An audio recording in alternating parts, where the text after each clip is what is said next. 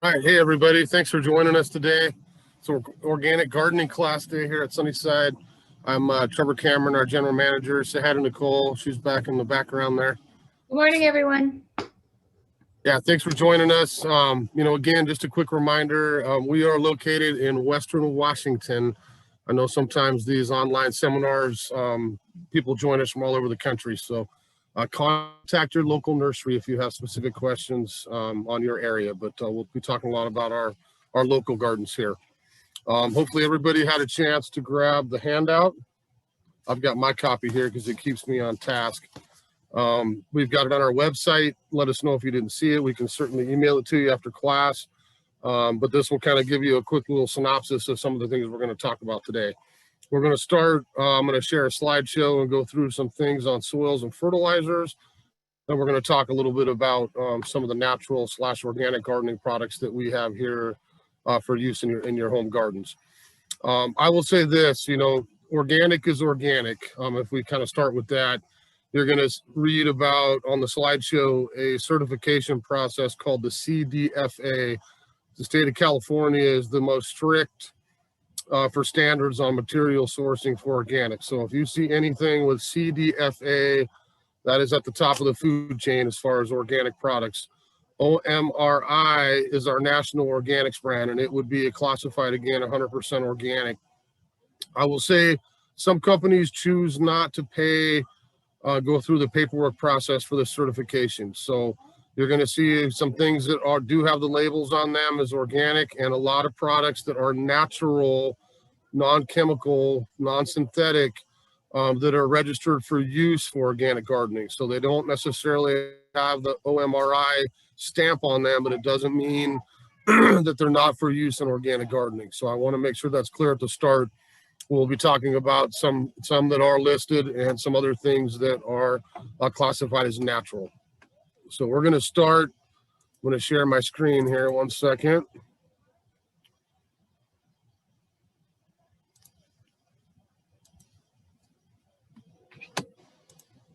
And we're going to look at some soil. So there's me. This will be up. The videos are all recorded.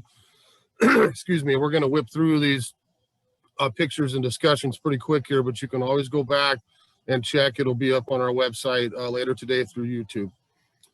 So organic gardening, again, here it is. Who says organic? CDFA is the top of the food chain. Organic California is the strictest when it comes to any kind of produce you would purchase in the store, but as well as materials, so soils, fertilizers. Our main company that we deal with, and I personally have for years, about 30 years now, is EB Stone. That's a great family company down in California that sticks to the West Coast. We're not shipping across the country, and they have all their plants and materials, everything locally sourced from organic farms here on the West Coast. So in essence, to me, one of the major things that I want to talk about today is soil. Soil means everything for the garden, whether we're talking about shrubs, your lawn, vegetables, roses. I don't care what you're trying to grow. Soil is always the key. Having a healthy soil system with microbes, bacteria, earthworms, all the good things that we want to make our plants happy. If I've got good soil, I'm going to have a great garden. I'm going to have more disease-resistant, resilient plants that I don't have to go and do a lot of spraying for. So soil is everything, which to me is the basis for organics. If I, spread weed and feed on my lawn, yes, I've added chemical, but yes, I've killed a lot of microbes and I don't have healthy soil. I'm going to have to struggle with my lawn. Obviously, anything edible, I would hope everybody goes 100% organic of anything you're going to put in your mouth and eat, or your children. So soil is the key for everything. If I want healthy plants, I want a healthy soil ecosystem. Essentially the micro life, things that you're never going to see. If you popped out a microscope and looked at a soil sample, there is all kinds of good critters growing in our soil. That's why we don't use a lot of drenches and things that would kill all microbes. I need all these little creatures to break down fertilizer, make my plants grow, have healthy root systems. It goes on and on. 20, 30 years ago, even longer than that, compost you know, making home compost was everything. And I would never discourage any of you from doing that. I've got a small bin at my place on a wheel that I can turn and make some of my own.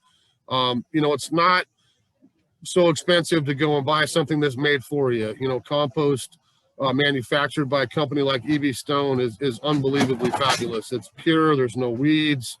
I've got no contaminants. You know, I've got 100% organic compost that I can use for everything in my garden. And my issue probably with home compost is, A, do you get the temperature up enough? You know, are you going to kill the weed seeds, the disease? What are you putting in there? I mean, the list goes on and on. You can find a lot of information on making compost online. We've got some great resources here in the Pacific Northwest. And again, I wouldn't discourage you from recycling your grass clippings and leaves and making your own. But finding that ratio, you can see listed on there, of brown to green is optimum to make good compost and do it quickly. We have to turn it, monitor the temperature. It's not as easy as maybe just throwing everything in a pile and going back in a year. And yes, you probably will have some at the bottom, but we have to turn that to make good compost. So that's a good place to start.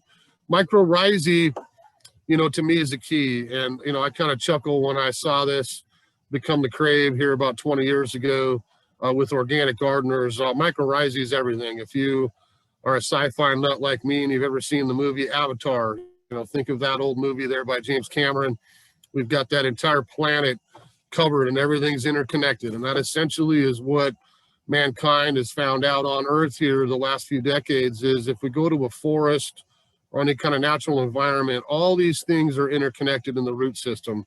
We have mycorrhizae fungi that, you know, you might see a plant in the ground with the root system this big, when actuality it's 10 times larger than that, because these beneficial fungi attach to our root systems and allow us to absorb water, nutrients, elements, everything, you know, from a long distance away. So getting organic fertilizers and soils is going to ensure that, again, you've got that healthy soil ecosystem, the mycorrhizae, to make your plants happy.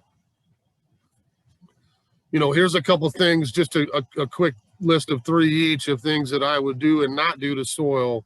You know, over-tilling and raking is not the way to go. You know, I want to have good, healthy soil, mix things in when I plant, and apply a top dress or a mulch on it. Again, I prefer compost, bark. You can use anything. That will ensure me of healthy soil, protecting my root system and having a good moisture level. High phosphorus fertilizers, you know, are huge around our area in the Puget Sound. We don't want phosphorus leaching into the groundwater, to the stream, the lake. It's pure fertilizer. And I know in other areas of the country, it's probably even worse, but we have huge algal blooms, you know, Lake Washington, the Sound, with all these high phosphorus fertilizers that run off. We don't need much phosphorus in our food, just the appropriate amount. All the excess, again, is going to leach into the environment. So lower phosphorus will always be better for soils. Obviously, use of pesticides, you know, insecticides, pesticides, fungicides, you can throw all those together. You know, using, you know, once in a while we have to get a chemical. We're not going to talk about that today because we're talking about organics. There is a solution for most everything, you know, as a fungicide, insecticide, all those different categories, that is natural and organic, that I don't have to go the chemical or systemic route. And then obviously excessive heat. You know, we can't do much about forest fires. We don't have, luckily, much of that here around Puget Sound, but other parts, you know, high heat is going to, again, essentially kill our soil. And then again, life always wins. It will bounce back and recolonize with the microbes. You know, high organic matter, you know, is always good to have in our soils. You know, that's an easy solution. We add compost when we plant, we mulch, we top dress, we add good foods. We're going to have, again, a good organic matter in our soil. Always finish with the soil cover. I mean, I mulch everything when I plant it, when I feed it. Usually do my whole yard at least once a year. You know, that's always a key, again, for healthy soil. And then diversity, you know, more and more plants, more and more things. We're going to keep all the insects happy, the pollinators happy, and all the other creatures that we want to visit our gardens. You know, Puget Sound, you know, you're either two. You've got, you know, kind of the sandy side of the soil that drains water through very quickly. Other areas have quite a bit of clay. I live right in Everett here in Glacier View neighborhood, and they could have called it Glacial Till neighborhood. I probably spent a good decade rejuvenating my soil before I had much success long term. So we want to get these problems fixed. I put the picture of the compost there in the corner because, again, that fixes both extremes the organic way. If I have sandy soil that I'm having problems with moisture retention, I put compost in there. That will build some structure and allow me to hold more moisture, again, for the drier summers. Clay, it's exactly the same thing. When I add compost and mix that in, it's going to create fissures and help with my drainage to break up that clay long term. So I'm going to have much better luck using a good organic compost on both extremes. I want to make sure, we're going to look at some things that are amendments, organic amendments to our soil, and we're going to look at organic potting mixes. So I want to make sure this is clear. I can't buy a bag of compost and go home and plant my tomato in and expect it to grow. It's got no structure to it. So compost we add to soil or amend our garden or mix it with other potting mixes, but it's not a straight potting soil. It's an amendment. So we would want to use something like EB Stone compost whenever we're really doing anything in the garden. I always have bales of this behind the house ready to go. This is fuel for microbes. If I've got healthy compost made organically by a company like EB Stone, I've got everything I need in that bag: micronutrients, all the bacteria, the mycorrhizae, all the fun things I need for, again, healthy soil and a successful plant. If we look at planting, we're in planting time here in spring, and if I look at, kind of how to plant a hole, that's a great diagram, kind of on what we want to do. We want to dig a nice wide basin. If I have clay at the base, we want to break that up, add a good chunk of compost in there, use some Sure Start, some fertilizer, again, to give that root system a chance to take off. And you can see there in the color, 25% compost in my backfill. I always dig a hole. I've got a native mix there that I can mix in with some compost, then use that mixture as a backfill. And then again, a couple inches of mulch over the top with compost, with bark, whatever your favorite organic mulch is. Vegetables, perennials, berries, roses, all these different categories. Again, if I'm starting out my garden here in springtime, I'm going to want to add, a really good 2 to 3 inch layer of a planting compost or comparable organic product that I can mix or till into that area down 4 or 6 inches, and I'm ready to go. I can plant my seeds, I can plant my seedlings, whichever your favorite is. We're already planting a lot of our cool season vegetables up here right now. Still probably a month away before we get into the tomato, the pepper, the cucumbers, and some of the warmer season things. But this is the time we can get our soil prepped. I did mine already, and we can plant some things and then be ready to go to add the rest here later. It's going to rain a little bit today. We've got a beautiful week this week of sunshine. The weatherman sometimes lies, but I believe him this week. So yeah, you can get out and get going this week on some of these soil projects like this. We never want to work in the soil to prep it when it's really sopping wet. We want a little bit dry so that we can get in there and get our work done. Now, this is another amendment here that I want to specifically bring up for organic vegetable gardening, and really for everything. I mean, I could use this in my flower gardening. I could add it to, baskets and potting soil as a small portion, kind of that 25% again. Soil booster is the best for kind of re-energizing your soil. So if you've got a typical vegetable garden like mine, this is what I add onto the surface every year and then mix back in to rejuvenate that soil that perhaps had plants in it last year, maybe ran out of a little gas towards the end. Now I've got all those microbes and everything back in again. So soil booster is, again, 100% organic compost with a little bit of chicken manure in there too for a little kick. So never will burn. Again, you can see that big word on the top, amendment. We're not planting straight into this. You would burn your plants. There's no structure. It's too much compost and chicken in a bag. This is something that I'm going to mix with my existing garden. Earthworm castings is one thing I swear by. We sell more and more of this each year, which makes me smile because gardeners are figuring out earthworms are really one of the huge keys to all soils but their castings, which is a fun way to say earthworm poop, right? Is full of all kinds of goodies. I mean, this is one of the best things you could do, vegetable garden, really anywhere in your yard. I've even sprinkled these out on my lawn on occasion. You don't need a lot. A bag goes a long ways, but this is used to have an earthworm with a big cape on it. It was used to be called super earthworm castings, which I liked better, but it's still a great organic amendment that I think more and more gardeners need to discover. A lot of the soil mixes will have a little touch of this in there from EB Stone. But again, if I really want to energize a particular plot or my soil, buying pure earthworm castings is a great way to go. Topsoil, you know, we can get topsoil anywhere. The recycle yard, this place, that place. You know, you need hundreds of yards of it. You're building up gardens. I'm not going to tell you, you know, be careful where you buy it from, because typically you end up with weed seeds and some junk in there you don't want. If you don't need a lot, you know, this is a great picture of the dog digging a hole, because that's usually why I need it. You know, this is a great filler. You know, I've got a hole, I dug a shrub up that I don't like, and I want to fill it in with some soil. This is organic topsoil. Again, no weed seeds, no anything in it.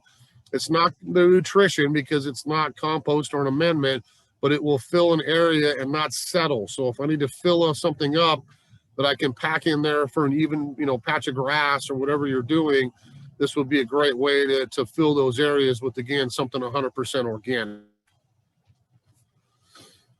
Now we get into what we call these hybrid products. So, you know, these are some ones that I use quite a bit these days in my own yard, where, again, I can use this. I want to make this really clear as an amendment if I want to, or I can plant straight into this like potting soil. So let's just say, you know, for example, like me, you're out of space in your yard and I still want more blueberries. So I have some blueberries in pots on my patio. This is the mix that I would choose to use instead of potting soil. It's a great acidic, organic potting soil that I can use straight plant in all kinds of plants. I could plant a rhodie, an azalea, anything acid loving that we utilize in our garden, including the blueberry. This would make a superior organic soil mix that I will have great growth with.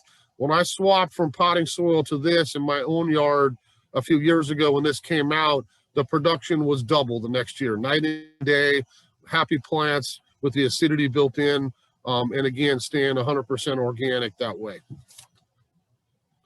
You know, I should mention, you know, before we go to the next one, so this is the acid mix. I didn't put all of them in here. We'd be talking soils the whole time, but we use the same thing here. We have a rose planting mix. If I'm doing roses in pots, roses in the ground, flowers, perennials, anything like that, and I want to give it a little bit extra, again, we would swap and use that rose planting mix that I can use as a potting soil or as an amendment. You know, mulch is always fun. I mulch my yard. I put mulch down. Is it a noun or a verb? I'll let you decide that. I think it's both. But essentially, mulch to me is a key to gardening. I mean, if I'm mulching an area to keep weeds down, to conserve moisture, to keep my soil happy in the dry summers up here, if I use mulch, I can go a lot of different ways. I mean, I'm not a big bark guy. If you like bark, great. You can certainly source an organic bark supplier.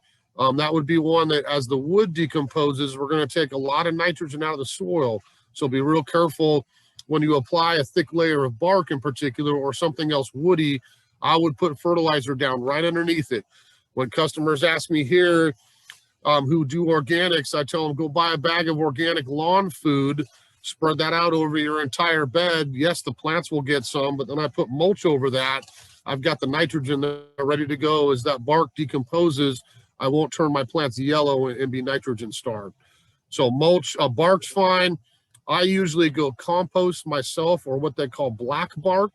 So it's a little bit composted bark. It's extremely expensive. I hate to tell you, by the yard, probably twice the price as regular bark. But I like that dark brown black color. And again, I'm trying to keep my microbes, my soil, my plants happy by using something with all those extra micronutrients in it. You know, this is one, we're not the time of year, obviously, in the fall. If you remember this, you know, this is one I struggle as kind of an OCD gardener. I like my beds clean, spotless. I want the plants cleaned up in the fall, everything cut back, and I'll see you next year. And I try to find that balance, I call it, between neat and natural. So I'm getting better at it. Last year, I left a lot of leaves, which was driving me crazy. But, Mother Nature is doing this for you. If you've got trees, deciduous plants, perennials, all that stuff goes dormant in the fall, we would have that as kind of a natural mulch layer over the winter. I wouldn't tell you to run out and clean it all up. I try to tell myself not to clean up most of it. I'm probably 50-50 now. I try to clean up only the things around plants that are slug prone. I don't want slug eggs hanging out all winter. I'd rather have those crowns clean, and I'll leave the rest of it around trees and things that I'm not as worried about. But this does make great compost. I mean, if we add that leaf layer, it protects our soil in the winter. Leaves make great mulch. They decompose. Again, more fertilizer, more microbes. And we've got a good organic solution to keep our soil energized. You're always going to have benefits with mulch. I mean, whether you choose to go compost or bark or whatever your favorite thing is, I'm always going to have less weeds. I'm going to discourage erosion. I'm going to save water, and I'm going to have happy plants. I mean, this is one thing I would hope most gardeners think about doing at least once a year. If not, maybe every other year. I did my whole thing with EB Stone compost. Yes, it cost me a pretty penny, but it was beautiful. And I'll tell you, last year I had the least amount of weeding I have ever had. And this continues into this spring. Very few weeds popping up in my yard still. And it's easy to pull out of the compost layer. This is a one that's gaining more traction for us, and I think a pretty usable product for organic gardens. Top coat. I always use it as a seed cover for my lawn. If I'm overseeding right now and I want to stay organic in my grass, absolutely. Top coat or compost works as well, but top coat's a little finer graded, makes a great seed cover, keeps the birds from eating it. And I would keep my grass wet. This week is a perfect example. I'm going to seed and finish mine on my day off here on Wednesday this week. The sun's out all week. If I don't cover that seed with top coat or a fine layer of organic compost, my seed's going to dry out and I'm probably not going to get much to grow. So this allows you, on the sunny days we do get here in March and April and early May, that I've got a little bit of insurance to keep my seed wet on the organic lawn. Makes a great top dress for vegetable garden too. I started this last year with mine, had some extra for my lawn, was like, I bet you that looked nice in the vegetable garden. It's beautiful compost. I can put a nice little thin layer of that down around my seeds, covering those or my seedlings, and have again, keep the weeds down and keep the soil energized. Potting soil, we use this 100% organic, Edna's Best, they call it, for everything, indoor, outdoor. This is our go-to potting soil that we use here at the nursery, and also sell to our customers for baskets, for planters, any kind of use in the garden, literally. This is one that always kind of makes me smile. Unfortunately, we're in one of the pot growing states, I guess we'll be frank, and a lot of them I think are joining. Ultimate Recipe 420 we do not carry. We carry the bag that's called Ultimate Recipe. I think most nurseries chose the non-Jerry Garcia psychedelic label, so we've got the Ultimate Recipe going.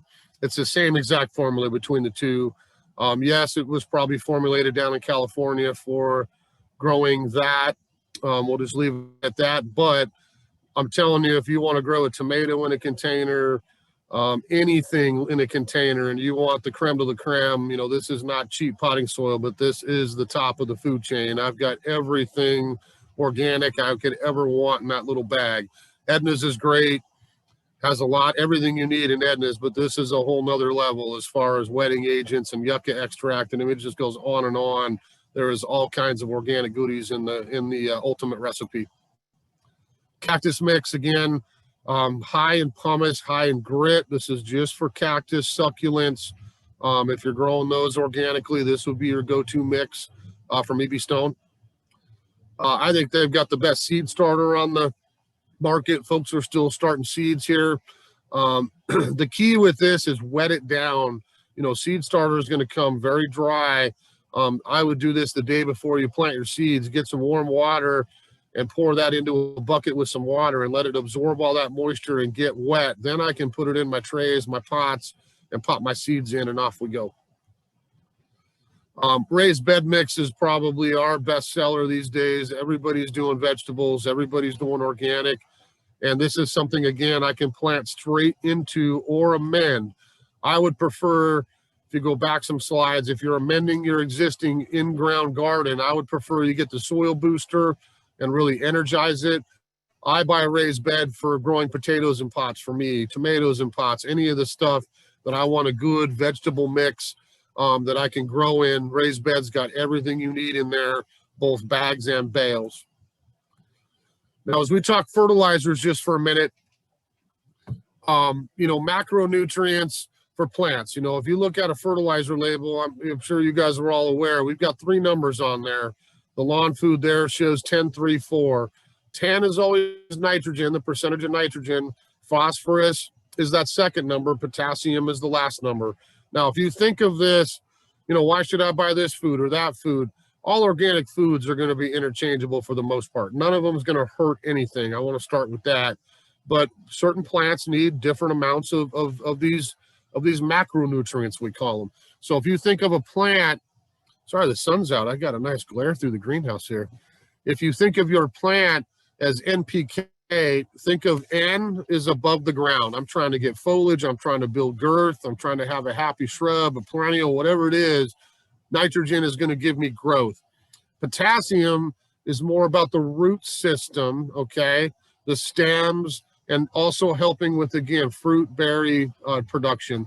Phosphorus, excuse me, I got those backwards. Phosphorus is going to be root system, doing flowers, more budding, more bloom, more berries, all the things we would like to have for edibles. Potassium is overall health. So I always think of it as up, and the phosphorus is down, more root system, and the K is all the way around. That's a great way to kind of think of your 3 fertilizers. Just a quick little thing on fertilizer. Organic is always going to be carbon-based. It resists leaching, which is why I like it. I use less of it. It lasts more in the soil. It acts with the temperature, so it's not going to activate. It's going to be there ready to go when my plant needs it, kind of thing. And it's got, again, if you look at the package of a EB Stone fertilizer, I'm going to have everything I need in there, from these macronutrients to micronutrients, trace elements, mycorrhizae, all the different things I need to have healthy plants. Synthetic, you know, I'm probably not going to talk many of you out of the Miracle Grow or whatever your liquid crack of choice is for your annuals, but you know, that's typically what I would think of as synthetic foods. I would really focus on your pots, your containers, hanging baskets. You're going to feed them regularly and keep it going, because synthetics are always going to be salt-based and leach through the soil much quicker. I don't think you put a water-soluble lawn food down, it's going to give you a quick set of growth and then it's done. And I got to do it more often. Whereas if I use an organic lawn food, going to last much, much longer. There's the lawn food right there. I mean, if I could ban something on earth, it would be weed and feed. Please don't use weed and feed. If you're going to choose to go chemical route, spot spraying is a better way to go than spreading, you know, herbicide in a granular form over your entire property. I would hope everybody who's got lawn, and I hope everybody has some, you know, kids, pets, birds, animals, everybody. If you've got organic lawn, that's a huge step in your yard to having an organic landscape. So try to get a good organic lawn food. I think the EB Stone Nature's Green is the best one on the market. You know, there's a couple quick practices you can go back and look at. We had lawn class here a couple months ago, but you know, again, adding the organic lawn food, getting my pH up with something like organic lime, less moss, happier grass. I can recycle my clippings, adjust my mowing height. These are all things that typical gardeners will do here in the Pacific Northwest as we go through the seasons. You'll see a few fertilizers I'll show you real quick. So Sure Start is our #1 selling fertilizer. It goes for all transplanting purposes. I can use it as a food. Again, it's not going to hurt anything to go back and put some on my rhododendron later. But Sure Start would be a good go-to transplant fertilizer. The vegetable food is the one I want to make sure, if you're doing vegetables, you specifically get that vegetable food for organic vegetable gardenings, because it's got a lot more calcium in it, and that's a key for vegetables. I want sweeter soil, and I think you'll find that added calcium will help you fight off disease on tomatoes and other edibles that you won't have to go back and spray for.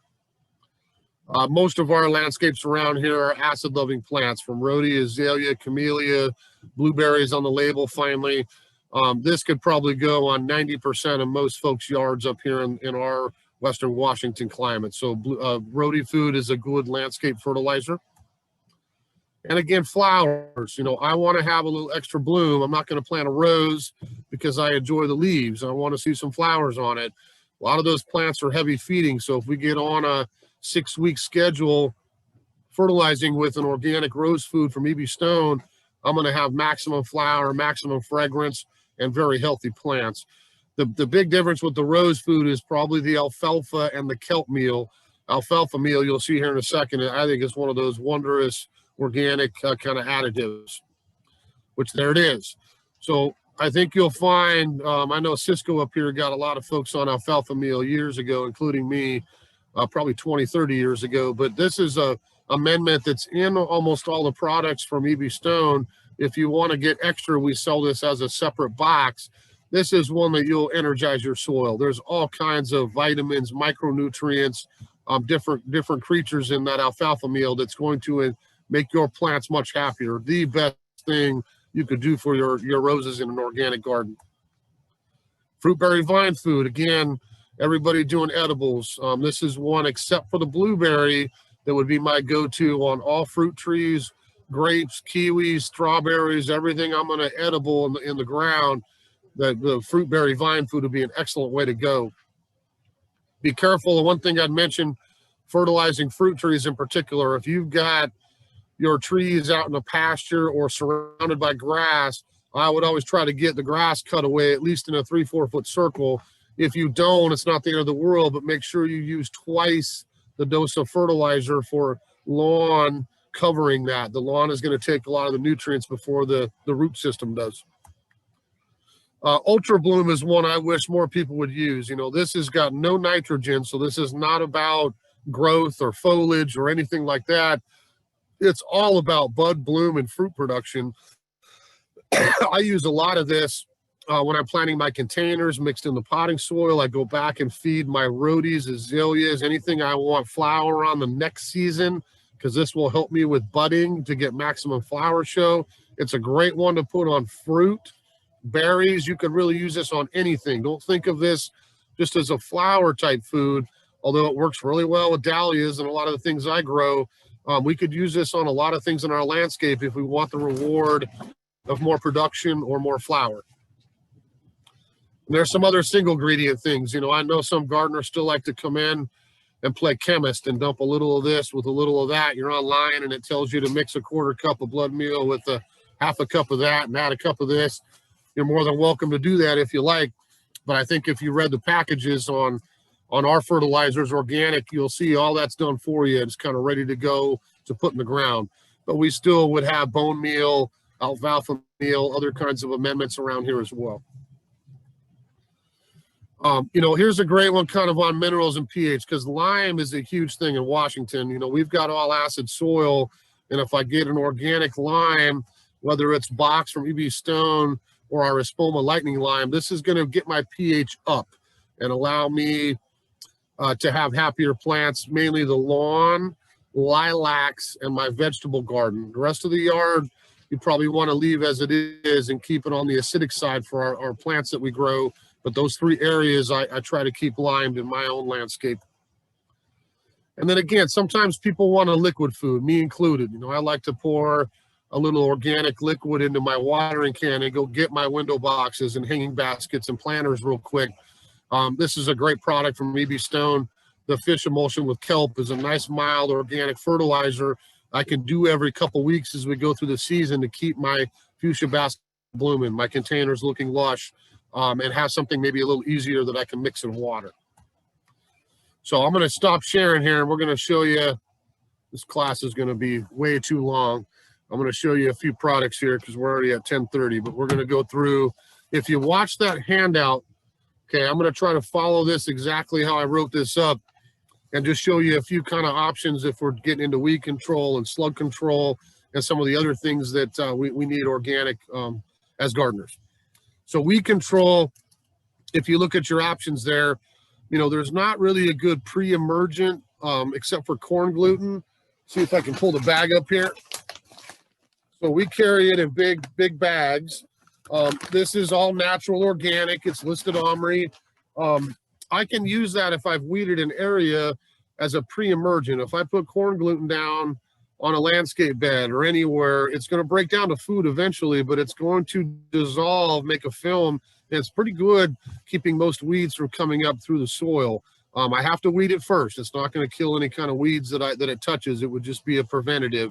Be real careful, obviously, on the lawn. If you're using new grass seed, you can't put it on your vegetable garden if you're trying to grow seeds, because it will keep those from growing as well.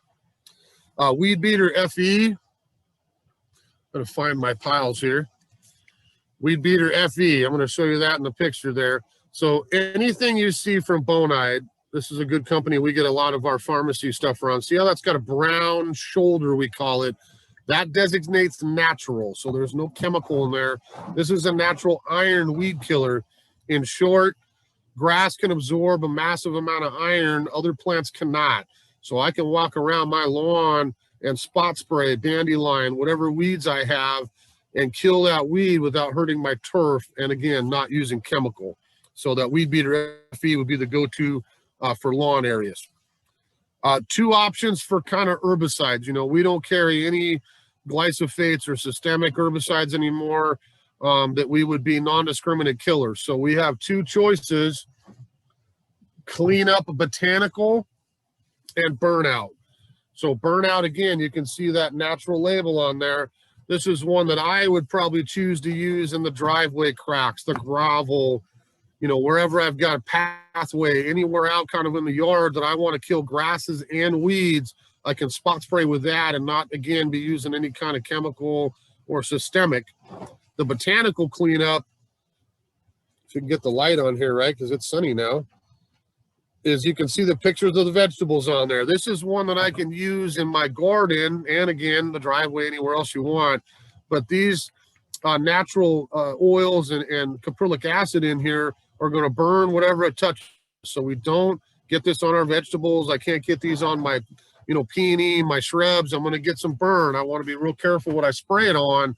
But those are the choices you have for, again, something natural that I don't have to go the chemical route. Slug control. The big one for slug control is literally iron phosphate. That's the compound. I haven't sold old metal aldehydes or gels or baits or any of that poison stuff for years. That's a bad one for birds, for the pets, for people. Iron phosphate works great for slug control. You've got the name brand most people recognize is Sluggo. So we've got Sluggo. I can go out and sprinkle this around my plants, protect them from slugs and snails, sometimes some other ground critters, and I don't have any poison. It's not going to hurt anything at all. Usually Sluggo lasts about 30 days, even in our wet kind of spring weather. I can go back and reapply it, but a jug of that will go you quite a ways. You'll see this is the same brand. It says Sluggo Max with 2 X's. It's exactly the same thing. This is one I want to be clear on. The difference is the attractant. So there's triple attractant in that jug. If you're used to Sluggo, you would be using that 3 times the square footage versus regular Sluggo.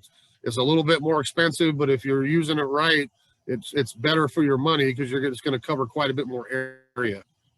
You'll see Bonide, again, the same idea. I've got that brown shoulder. This is the same bug and slug killer that I've got iron phosphate plus spinosad, which we'll talk about here in a minute, but that's a great organic soil insect killer. So not only does this do slugs, snails, but it also does some other creatures that we might not want in our soil structure. So that's another option. And then finally, I think I got long arms, diatomaceous earth. So if you can see that bag, this is again a pretty common type slug, as well as a lot of other bug. It's basically silica. There's nothing chemical in there at all, and I can use that as an option for a slug bait or something I want to use in my organic garden. Okay. Moles are always kind of a fun one, and I don't want to get into a long discussion about moles. We do that at the lawn class. But again, if I'm not into the gasser, the poison, the bait, the worm, whatever else. You know, I've got a couple options if I want to stay organic. If I use something like Momax, okay, again, you can see that brown label on there designated as natural. You know, that's basically castor oil that's been encapsulated in a little bit of clay to hold it together. I can go put that on my yard and the mold, it's a great repellent. The mistake is you take it home and you cover your whole landscape, the mold is going to stay right where he is because he's got nowhere to go. So find the active area, apply the Momax, wait a week, go out another third, wait another week. Now we get him over to the neighbor's yard and hopefully he won't come back. So if you can repel him out of there, Momax might be a great way to go. We also carry sonic spikes. So if we get the mole out of the yard, I can put the little chatter spikes along my property perimeter. Usually that noise, that vibration of soil, the mole comes up or the vole and heads the other direction and hopefully doesn't come in, okay? If you get red in the face and you're tired of it, you can mess with traps if you like. I haven't gotten that bad yet, but we've got trap options as well without having to go the poison route. Insects and diseases, you know, I have a feeling there'll be quite a few questions on this. There's a lot of possibilities. You can certainly email, you know, questions or pictures, or you're wondering, is there something I can do organic to fix this? It's impossible for you to describe or Nicole to ask me a question on this class and tell you exactly what your problem is and how we're going to fix it. So come down and see me, see the staff, or try to send a picture as an attachment, please, that I can blow up and look at and see what's wrong. And then we can offer perhaps an organic or natural solution for it. So if we look at a couple things on here, I'm going to show you a few. This is horticultural oil, and you can see that Omri label is right on the bottle. That is 100% organic. I use horticultural oil in my own yard. It's one of our best-selling products. It's a great insecticide that smothers. If I apply oil, I'm going to run down leaves and twigs and bark and cover everything. I've cut off oxygen between whatever creature I'm trying to kill and the open air. I use that as a dormant spray. We sell hundreds of bottles in the winter. Folks use it on their fruit trees. The one I want to make clear is I can use that during the growing season too. I don't have to just use horticultural oil in the winter and then put it away and I'll see you next January. As long as it's not 90 degrees, I can apply horticultural oil on my plants in the growing season. You know, again, Western Washington, I think we could probably count the number of days it was 90 degrees last year on one hand, maybe 3. So if I avoid August, maybe early September, maybe late July even, just to be safe, I've got the rest of the year that I can go ahead and still use a good product like the horticultural oil, okay? Monterey Garden insect spray. Now, this is the go-to vegetable, if you ask me. This is the spinosad I mentioned earlier that I can get all kinds of creatures with. I mean, the cutworms, caterpillars, I mean, just about anything that I would get on my foliage, I can walk out and use that. Again, 100% organic listed for use in my vegetable garden and other areas of my property. That's a great ready-to-use, you know, whip it out of the garage. I'm going to get you and you spray and you're done and we move on. So keep that in mind as a good one to use for vegetable gardening. Apple maggots, you know, I'm sure are in other parts of the country, but they are in Washington. We are the apple growing state, right? So east of the mountains is most of the production, but a lot of us have fruit trees in our gardens here west of the Cascades. Maggots are a tough one because it's a fly that comes in on a random day. You're probably never going to be able to spray for apple maggot because you have to get the fly before she lays her eggs in the skin of your apple and the larva burrows to the middle. So we have to try to catch her a few different ways. Now, we're out again. I'm still waiting for our traps. They're circling the ocean somewhere like most of the world's freight right now. We will have traps here pretty quick, which is simply a plastic red apple that looks like a red apple that you hang a pheromone lure on the hook. When that fly comes in, she's attracted to that pheromone. She stays away from your apple, goes to the trap. We use a biodegradable organic sticky glue. It's kind of a funny name, sticky glue. We just smear that on the trap. The fly comes in, it gets stuck on our trap, and now we catch them. Yes, it's gross. Yes, you're going to walk out in 30 days and go, ooh, I've got bugs smeared all over this plastic red apple. We wipe get a towel, wipe it off, smear some more glue on, and we keep catching them. So apple maggots, something you probably want to have your traps if you have them out here pretty quick. Hopefully ours will be here in the next week or two, and we would be able to send you home with an easy organic solution for that. The other option, maggot barriers. Now this is a labor of love. If I look at that package, that's somebody, these are like little tiny mini pantyhose, I call them. If you took that box home, you would be looking at your fruit when it's about nickel size. You would be taking those little footies and tying them on the pieces of fruit. Now I've got a physical barrier that little fly cannot hang, cannot lay eggs in. They find it's pretty effective on codling moth and maybe some other things too, but apple maggot in particular is a great solution for that. But you have to spend some time wrapping all those fruits. I'll tell you that much. Revitalize. When we get to the disease end of things, you know, a lot of my classes I talk about copper. I'm not going to bring copper up in this class because again, copper is not organic. It doesn't contain carbon. It's a natural fungicide. It's very safe unless you're right on water. We do not want to use copper on stream, river, lake, sound. If it's in a typical garden, you won't have any issues, and it's a good fungicide option. Revitalize would be the organic solution. You may have seen Serenade over the years. There's been a lot of different brand names that have come out, but essentially they call this a biofungicide, which kind of sounds nuclear. It's not bad. It's a good thing. This is one that literally has a solution of fungus-eating bacteria in it, a bacillus. So if I have this in a sprayer, I can go apply this on anywhere in my garden, my vegetables, my roses, my lawn, anywhere you want. And this is going to control disease, okay?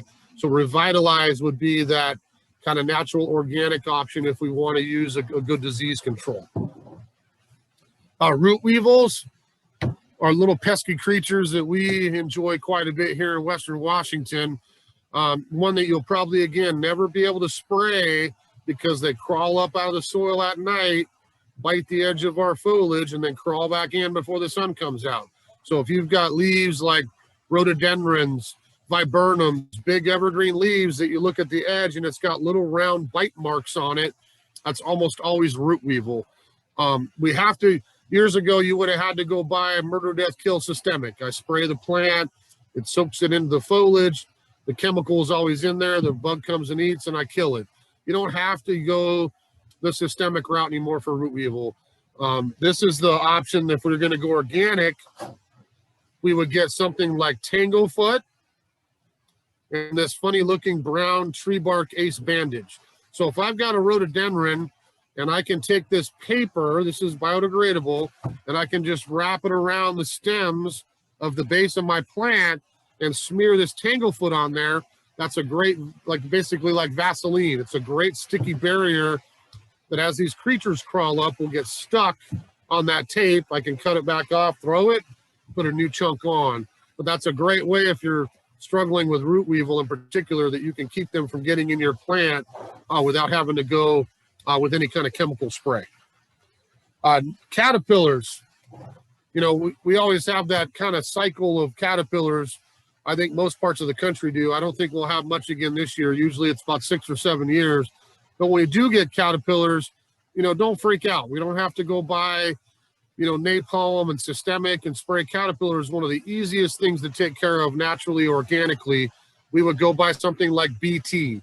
So this is an easy spray that I can go out and spray my tent caterpillar nest or whatever kind of caterpillar I have and have good death on caterpillar without using chemical again. So investigate something like BT. Neem oil, excuse me, is probably the most popular spray around here. So if I have something like neem oil, this comes in a lot of different brands, a lot of different forms. This is our go-to spray for just about everything. I can fight disease, I can fight bugs, I can fight all the above with neem oil. That's a great solution for organic gardeners if you want a go-to spray that I can monitor just about anything in my yard and have success with. Neem oil would be a great option for you, okay? And then last, real quick, is something like the insecticidal soap. You'll see all kinds of different recipes probably online from this place and that place. You can try to make your own if you want to do so. But again, something natural, organic. If I've got an insecticidal soap, that's something I can go out and do a quick little spray when I see aphids on my new growth, or white flies, or some real common insects that most gardeners get. That's a great solution without going the chemical route as well, okay? So before we turn this over to some questions, I just want to mention a couple things. If you're going to go, organic, all the stuff we've talked about here, I think the soil is really easy to get you to get healthier soil. I think the fertilizer is really easy to help you feed your plants the right way and build that healthy soil. The products are a little bit tougher because I think some people are used to this or that or chemical. I'm not going to sit here and preach on my soapbox and tell you to swap to this or that. If you can find a good organic solution that works, try it. I mean, going green means everything for you, your family, your pets, the wildlife, the environment, all of it.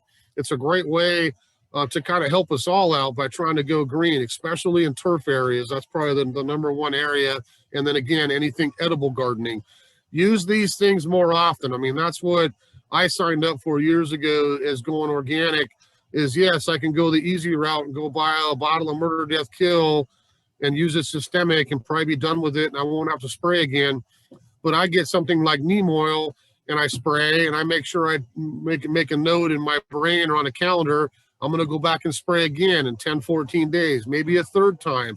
If I keep up on doing a quick spray when I have a problem, you will win with the natural way. You don't have to go the chemical route by using this stuff a little bit more frequently and monitoring.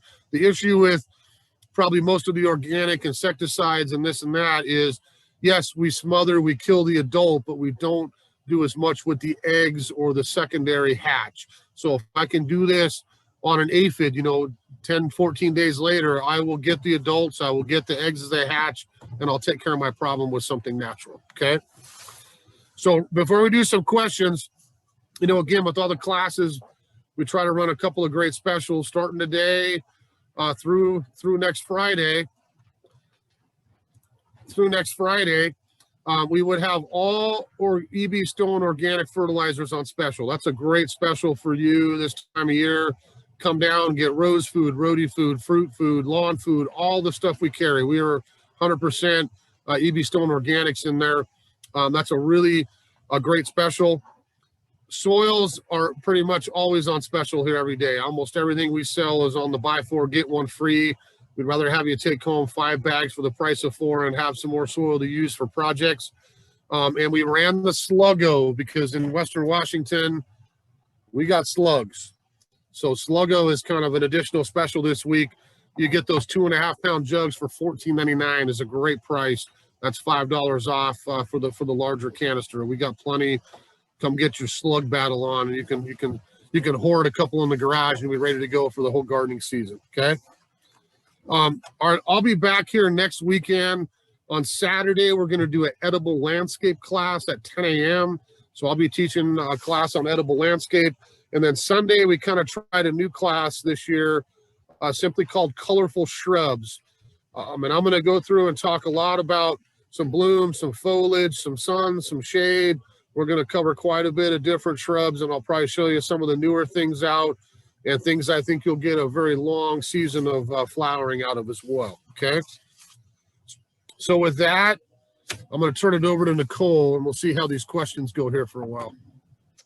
Hi, lots of information. I think we're all processing and digesting. So we've been talking a lot about the handout, which is a great resource tool. So thanks for pulling that together, and being able to go back and watch the class is going to be super helpful for a lot of us. It's a lot.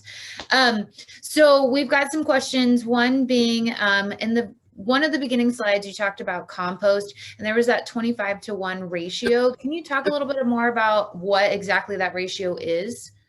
Well, it's brown to green, and maybe instead of listing off a huge list of options for brown, go online real quick and just put in, brown compost, green compost, and they'll give you a great list of options, because most people, I think, throw grass clippings and some weeds and whatever else in a pile and think they're making compost. I need to add some brown matter to that. It could be woody stuff, bark, cardboard. I mean, it could be a whole bunch of different things if you know where it's sourced from, if you're trying to be organic, and as well as compost maker to help speed that process up. We need to turn it. We need to maybe add some moisture once in a while. I mean, it sounds like an easy thing to do, but monitoring what you put into it is key. And that's the ratio there, 25 to 1 will really help you speed it up, that process, and get you good usable compost for your garden. We had lots of questions as you were going through some of these products. Let's start with the diatomaceous earth. There's questions about, is that going to hurt? Is it harmful to, say, domestic pets? Is it harmful to earthworms? Not at all. I mean, again, in essence, diatomaceous earth, if it's pure silicone. So if I think of silica or silicone, if I open that bag and I rubbed it in my hands, it would just feel like powder to me. It doesn't have any kind of a sharp edge to it. If we put it underneath a microscope and we were a little slimy slug or a bug, it essentially is much sharper for a smaller creature. No, it's not going to cut your dog's paws or your kid's feet or anything like that. I wouldn't worry about anything with the people on the pet end of it. It's just another option to me. I, again, probably go more of the iron phosphate route myself, but we've had a lot of people that like the idea of diatomaceous earth, maybe because it adds in, again, not so much in our area, but things like fleas in the grass, other things like earwigs, all those things would be helpful as well, which again, the iron phosphate would not do as much for those creatures. Gotcha. And some of the products you talked about, the organic slug and bug treatments, do they also negatively affect beneficial insects as well? Not at all. Again, spinosad, not to sidetrack, but it's a funny story because this is probably, I bet you it's 15, 20 years ago now. I was down at a show and everybody was talking about spinosad or spinosad, some people call it. Where did it come from and what is it? Literally, as the story goes, the one brand name, I'll show you his picture here. I think I brought a bottle in. He's the funny guy. So look at the guy with the glasses and the hat. That's Captain Jack's Dead Bug Brew. And this was one of the original labels that spinosad or spinosad came in. Long story short, a chemistry guy was literally on vacation down in Jamaica and was just walking through the woods, and being a science guy, he couldn't leave his job alone. So he started picking in the soil and this and that. And he noticed there was nothing harmful in the soil. It was all beneficials, good bugs, good microbes. And he thought, what the heck's going on here? Took a sample home and actually discovered spinosad, a little bacteria in the soil that literally removed all the bad things, but left all the good ones. I mean, that's really a simple way to explain it. You can get it in liquid form, like I just showed you, and I can use this on, again, my vegetable garden, spraying my foliage. It'll take care of a lot of different bugs the natural organic way, or you've got it in a powdered form that I can actually apply, kind of as a slug bait and take care of other things besides just the slug. Excellent. And so what happens if a bird happens to eat one of these, affected bugs or slugs, something that you're trying to get rid of, and a bird comes by? Obviously we can't control birds and what they pick up and eat, but is that going to negatively affect the birds if they pick up a treated bug? Yeah, no, not at all. Again, this isn't going to hurt any kind of other thing. The reason I do it, I love birds. You would not believe how many bird feeders I have in my yard, and I would protect the birds at all costs. I mean, this is one thing why I would not, again, put out granular poison, slug bait, all the things that 30, 40 years ago, everybody did. Now we're figuring out, that's why we're suffering on some of the native type populations like that. These will not hurt your birds at all. Excellent. Somebody asked about, do earthworms make your lawn bumpy, or is that more likely from the freeze and thaw cycle? No, earthworm castings will, if you've got healthy soil, there's days this winter I went out and it looked like mini volcanoes over the entire lawn. That makes me happy because I know I got earthworms. So yes, on wet days, those earthworms will come out of the soil and they're bringing up castings. If you go back, you could lightly rake that out, or when you do your seeding and top dressing, it'll even it out, but that's great for your soil. Excellent. Do you have any suggestions to deal with rats and mice that are eating specifically veggies out of your garden? Boy, that's a tough one. Because again, I don't know of if it was me again, I'm going to try to keep my kids and my pets safe. I'm going to get some sort of box trap probably and try to trap him in there. But I don't know of a organic solution. You can try some peanut butter or something and see if you can get him trapped in there. But typically it's going to be more of a bait, which again, if it's in that case, the birds, the pets, the squirrel, the kids, and we can get to it, you'll be fine. But that's probably going to be your best bet, is trying to trap that little guy and get rid of him. Those apple maggot lures that you were talking about, how long do those usually last, and when do you start putting those out? You would always start, to me, it's about mid-April up here, probably 1st of May, maybe at the latest. The lures will last for the whole year. I want to make sure that's clear. If you've got a set of traps, I've got the lures already. You can just come down and buy a new set of lures, replace the lures outside the apple, and you're all set for the year.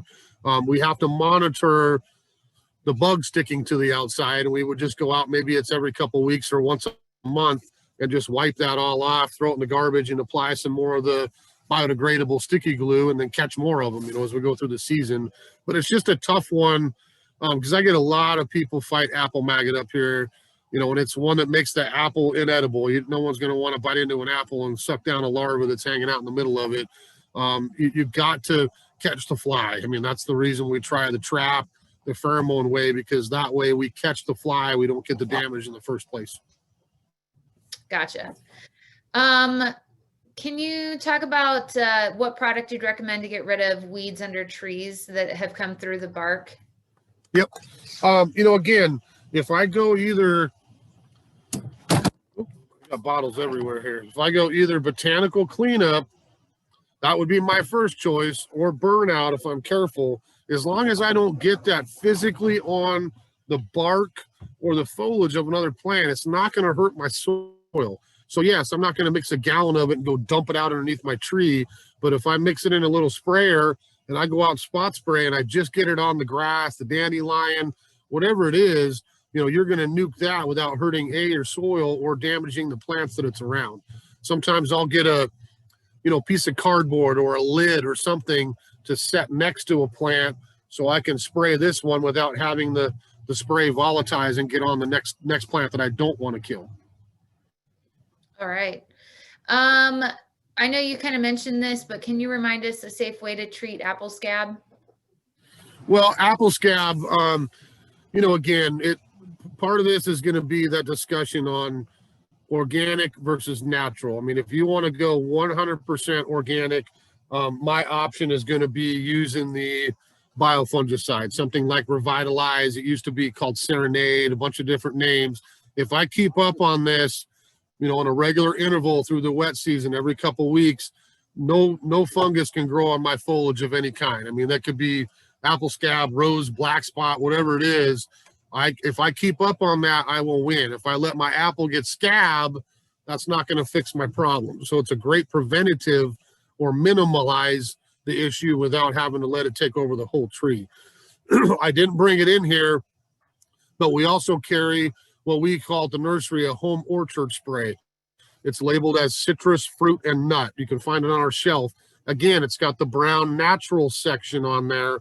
That's a combination insect killer and disease control. It's natural sulfur.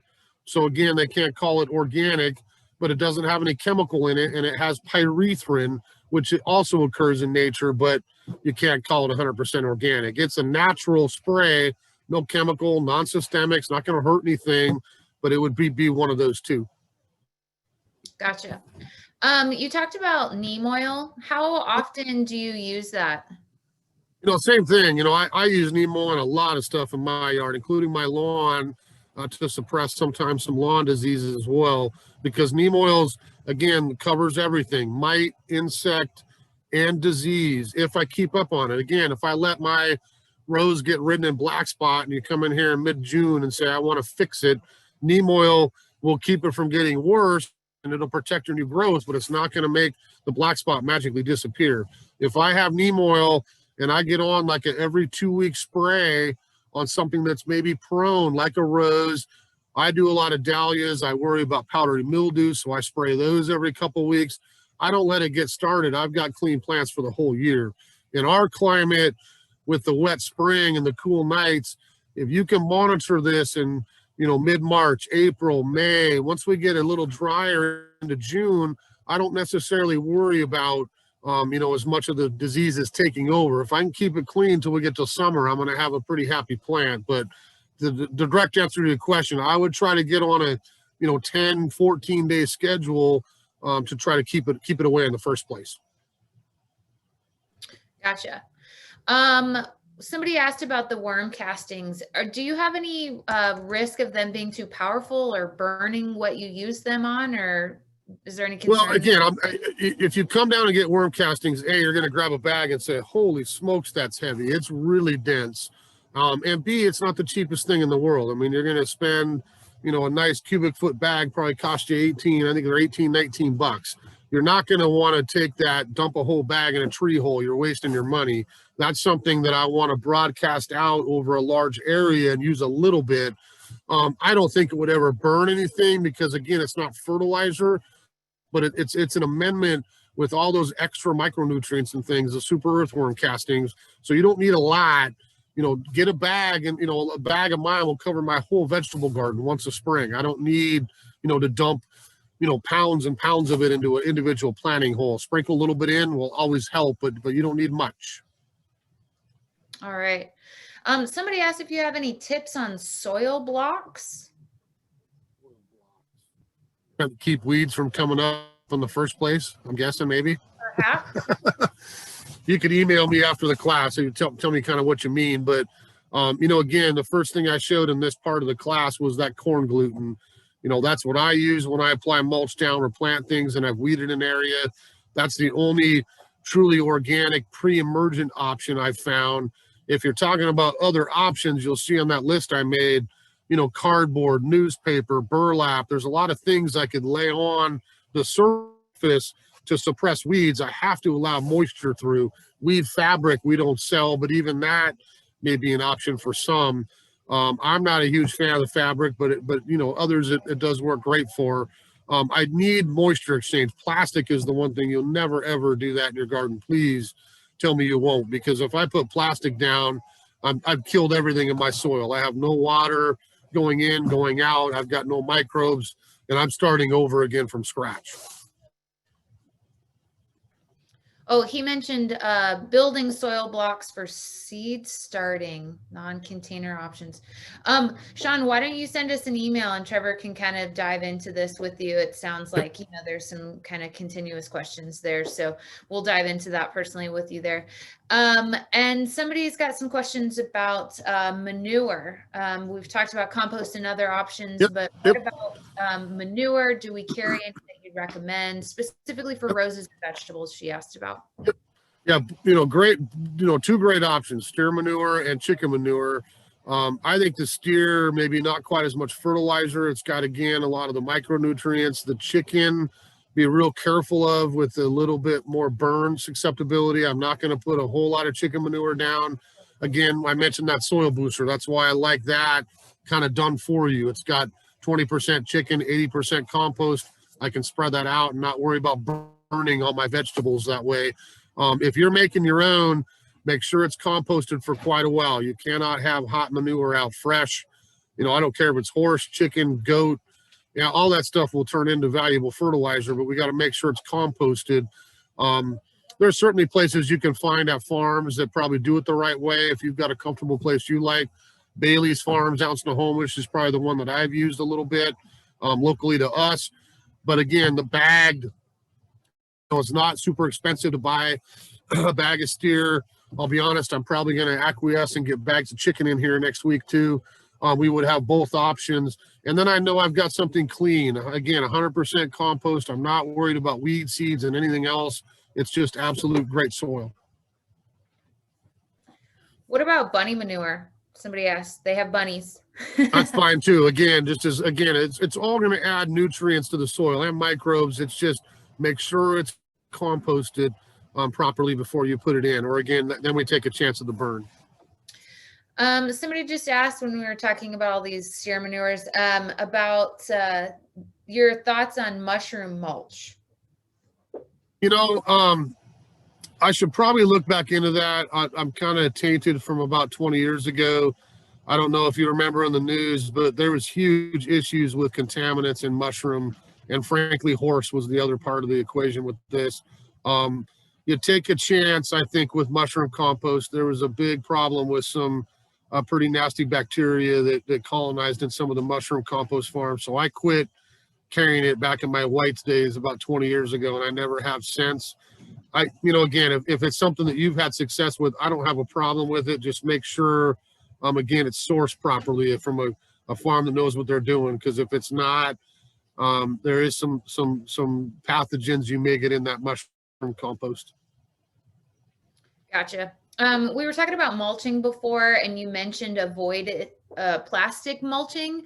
Yeah. Can you go into that a little bit more, like what that actually is or looks like, or what we need to be careful about avoiding? Well, I don't want to pick on, the Lowe's, the Walmart, the Home Depot, all the chain stores, but it makes me sick to my stomach when I stop by there to grab a nut or a washer or something I need. And I see in the gardening section these dyed colored plastic mulches that look really pretty because I want red or black or brown or whatever. And again, it's, yes, it probably is helping you with moisture retention, but it's adding no nutrient or structure to your soil. So that's why when I say mulch, avoid all that plastic recycled stuff and get compost or bark. Bark is a little bit woodier, probably lasts longer. But again, as that decomposes, I'm adding to my soil. I'm not taking away. And anything on the, rubberized plastic, all that stuff just adds nothing to my soil. Gotcha. Somebody asked about lawn flea control, especially, if something that's safe around pets. Yep. Again, a lot of the turf type insects, if I go to something like we showed the diatomaceous earth, there's a lot of that would be the organic option as far as something I could put out on my lawn. And yes, it would list fleas and earwigs and all kinds of fun stuff on there.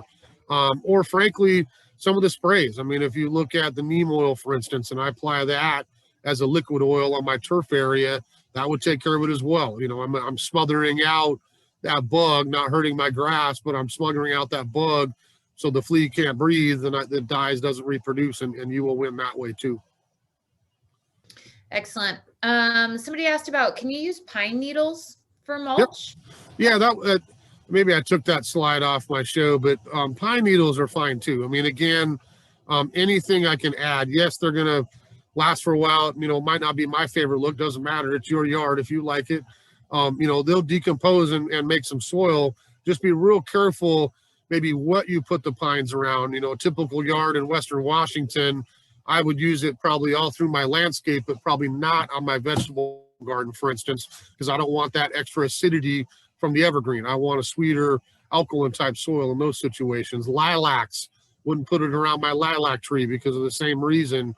But rhodie, azalea, absolutely, you could use the pine straw or pine mulch as well. Excellent. We're starting to near the end of our questions here, which is great. Thanks for you that stayed a little bit extra with us. We appreciate it. The class is always recorded, so it'll pop up on our website either later today or tomorrow, and it's always posted up on our YouTube channel. So if you subscribe to our channel, you'll get immediate notification when it goes up, so you don't have to check into our website. And all of our past classes are up there too. I know we've got a lot of questions about weed control and fruit. We've covered all these things. We hold a class almost once a weekend, it feels like, for us, because we love to talk about plants. And so Trevor has a lot of information. We spread it out over different topics. So check out some of our past classes. we're always available if there are questions that pop up after watching those. Shoot us an email, give us a phone call. All of our information's up on our website, and we've got a lot of other classes coming up, not just next weekend, but throughout the year. We hold them all year long. So hopefully you can tune into some of those that are looking, or the topics that you're looking for. And we know that things pop up. So we're open 7 days a week. We love talking plants, and we're happy to start those conversations. If you've got specific issues going on or questions that you just forgot to ask today, reach out. Our email is sunnysidenursery@msn.com. And we really appreciate you joining us. Next weekend, we've got with Trevor Edible Landscapes on Saturday at 10 p.m. Pacific time. And then we have on Sunday, Colorful Conifers at 11. So hopefully you can join us there. Enjoy the sunshine in the spring. And thanks again for joining us. Thanks, everybody. Stay safe out there.